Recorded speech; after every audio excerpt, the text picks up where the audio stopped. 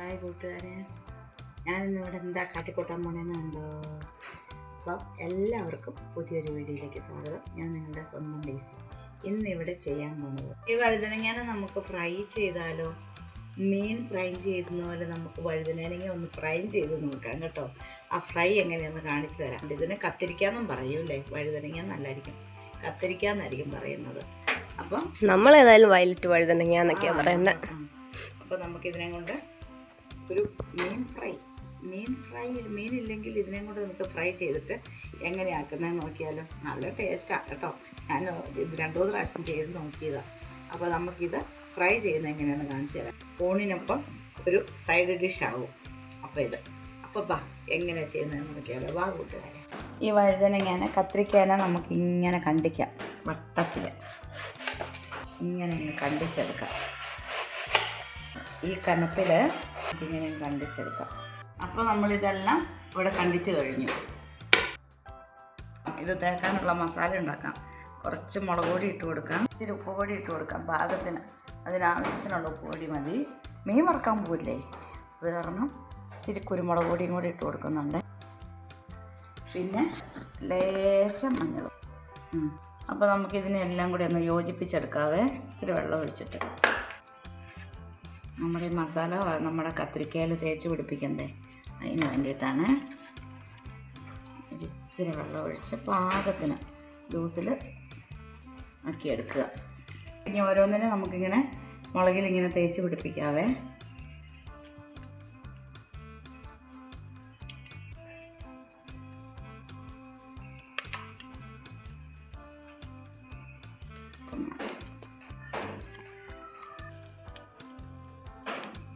നമ്മുടെ ചട്ടി ചൂടായി, നമ്മൾ എണ്ണ ഒഴിച്ചു. ഇനി ഇച്ചിരി കറിവേപ്പില ഇട്ട് കൊടുക്കുകയാണ്.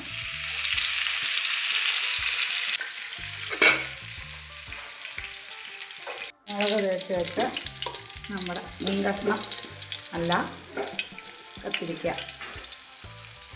ഇട്ട് കൊടുക്കാം.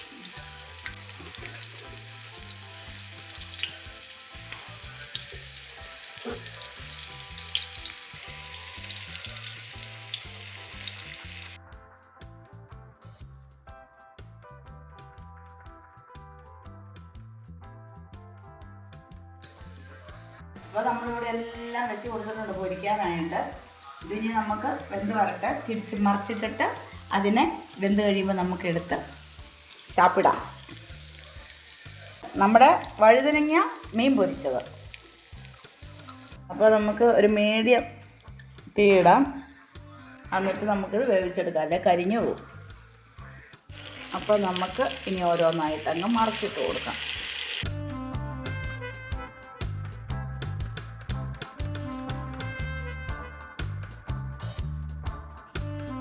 നമ്മുടെ വഴുതനങ്ങ പൊരിച്ചത് ഇവിടെ റെഡിയായി കേട്ടോ. എല്ലാം പൂർണ്ണമായി നല്ലപോലെ വെന്തു അടിപൊളിയായിട്ടുണ്ടെങ്കിൽ നമുക്ക് ചോറിൻ്റെ കൂട്ടി കഴിച്ചാൽ മതി. കണ്ടോ, അടിപൊളി മീൻ വറുത്തതുപോലെ ആയില്ലേ. നല്ല അടിപൊളി മീൻ വറുത്തത് കേട്ടോ. മീനൊന്നും കൂട്ടാനില്ലാത്ത സമയത്ത് ഇങ്ങനെ 2 വഴുതനങ്ങ പൊരിച്ച് കൂട്ടുന്നത് നല്ലതാണേ.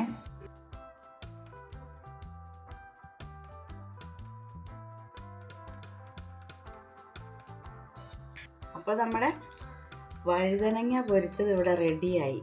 മീൻ വറുത്തത്, മീൻ പൊരിച്ചത് അല്ല, ഇത് വഴുതനങ്ങ കേട്ടോ പൊരിച്ചെടുത്തത്. മീൻ പോലത്തെ വഴുതനങ്ങ പൊരിച്ചത്. അപ്പോൾ എല്ലാവരും ഇതൊന്ന് ട്രൈ ചെയ്ത് നോക്കണം കേട്ടോ. അടിപൊളിയാണ്. നമുക്ക് കഞ്ഞിക്കും ചോറിൻ്റെ കൂട്ടത്തിൽ കൂട്ടാൻ, ഒരു നേരം മീനൊക്കെ കൂട്ടാൻ ഇല്ലാത്തവർ, മീൻ വേണമെന്ന് നിർബന്ധമുള്ളവർക്കൊക്കെ ഇങ്ങനെ നമുക്ക് മീനാന്നോർത്തങ്ങ് കഴിക്കാം കേട്ടോ. നല്ല ടേസ്റ്റാണ് കഴിക്കാൻ കേട്ടോ. നോൺ വെജ് കഴിക്കുന്നവർക്കാളും മീനൊക്കെ വറുത്ത് തിന്നാൻ കൊതിയാകുന്നുണ്ടെങ്കിൽ അത്യാവശ്യം കഴിക്കുന്നവരൊക്കെ ഉണ്ടാവില്ല. മീനൊക്കെ വില കൂടുന്ന സമയത്ത് ഇതുപോലെയൊക്കെ മേടിച്ച് വറുത്ത് കഴിച്ചാൽ മതി. നല്ല ടേസ്റ്റാണ് കേട്ടോ.